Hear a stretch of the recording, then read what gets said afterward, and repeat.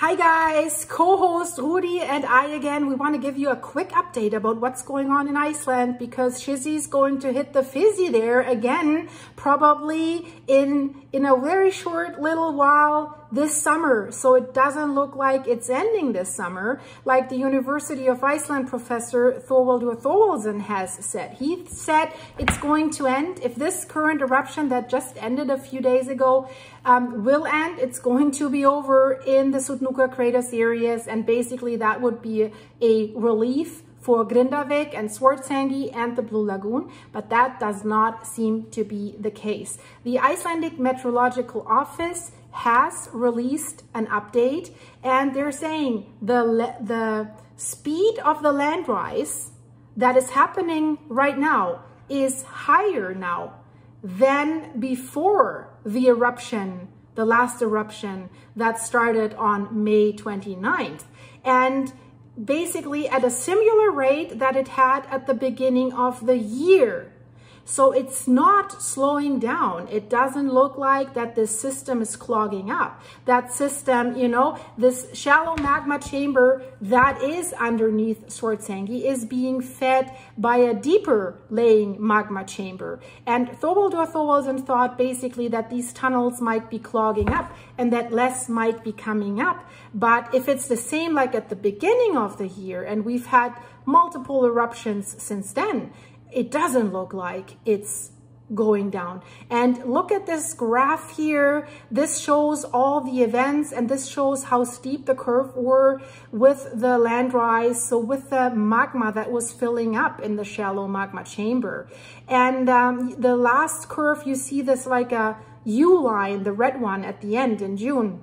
It was stopping and land was subsiding when the eruption started in May, of course, because so much magma was flowing out of that magma chamber, because it had reached a point. You see the golden line there that ends at the end of May. It had so much cubic meters of magma in it. It was like almost like 20 million cubic meters of magma. Not much has changed, and therefore we can expect that there will be another eruption or intrusion. A model based on the deformation data that they have and that they conducted in the last few days, it shows that there is an inflow of magma into the magma chamber underneath Swartsengi at a rate of 4 to 6 cubic meters per second. So when the last eruption began on May 29, it was estimated that out of this magma chamber, the amount of magma that was coming out is between 13 to 19 million cubic meters, probably close to 19 million cubic meters, because it has been fuller than ever. And they say the results of their modeling calculations indicate that based on that current inflow of these 4 to 6 cubic meters per second, that the magma chamber underneath the Blue Lagoon, underneath Swartsengi, will be in a similar position as before the eruption started on May 29th in 3 to 6 weeks. So it's all going to repeat. Oh, Woody was so warm. It's summer, it's warm, I'm sweating. It's to hold him in my arm all the time. So as of today, it is likely that a magma flow or an eruption will start very soon. Of course, since the May eruption has stopped and there is no imminent danger, they have changed the hazard map. They have updated that hazard map, and it will remain unchanged until July 9th unless there are some events happening. So risks associated with lava flows or gas contamination have been lowered, but the overall risk assessment remains unchanged except for 2 areas. So the risk levels within zone 3, that's where the Sutnuka crater series is, that's where the eruption was taking place, that's where the fissures had opened, has been graded down from high, from red to considerable orange. Yeah, because nothing's happening there right now. There's nothing erupting, so there's no volcanic gases coming out. And then zone 5 has also been downgraded from orange to yellow.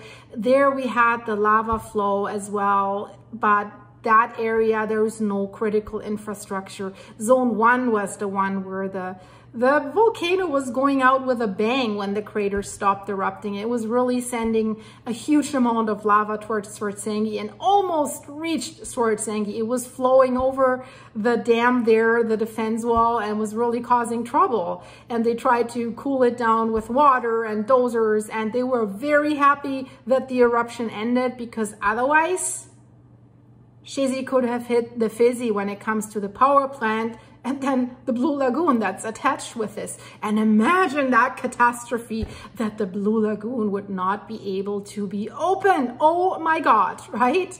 Imagine the Lagoonies could not swim in their nice artificial pond on top of a magma chamber, with the skies being red, with the smell of the eruption, with the toxic gases coming towards them. I'm just kidding, guys, but you know, if you watch my channel on a regular basis, you know exactly what I mean. If you don't, hey, so you should subscribe and like this video, and then watch the other videos about the Blue Lagoon, then you know what I mean. More news. They're talking about Grindavik, right? They're quite frustrated that the magma chamber is refilling, because many people still had hoped that they could go back to Grindavik, that they could go back living there. So basically they were hoping that what Thorvaldur Thorvaldsen said would be true, that everything in this area would be over. But if you've watched one of my previous videos, there were out-of-country scientists from Oregon and other countries who have looked at this, and they said the worst is yet to come. We could look at simultaneous eruptions all over the Reykjanes Peninsula. So imagine at the same time, then they're really in trouble, because they don't have enough dozers and cooling equipment, and eruptions could happen closer to Reykjavik, Keflavik, everywhere basically. And they say, based on what's happened in the past, like more than 800 years ago, this could remain active for decades or centuries. So it's not that like, oh, in the summer it'll all be over and then we can go back living happily ever after in Grindavik. So that's why the Grindavik residents, despite the fact that they have sold their homes to the government, they were still hoping that they could come back living there. And it's sad. It's a beautiful town. And one news that's interesting is the disasters did not affect property values in Grindavik. Well, of course, because it's not a real market anymore.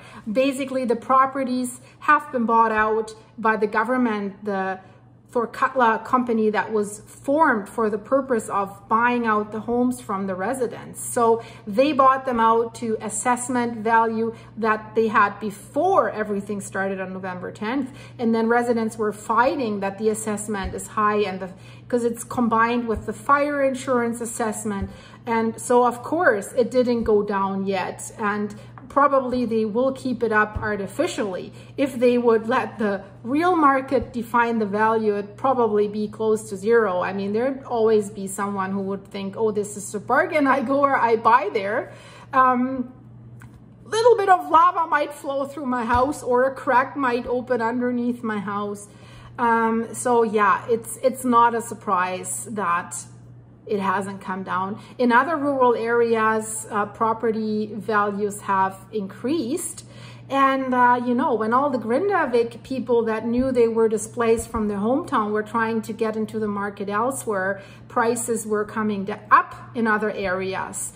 But that seems to have eased out. I think it looks like it's getting more back to normal. So guys, that was my update out of Iceland. Check out my Campiflegre update. I hope to see you here very, very soon again.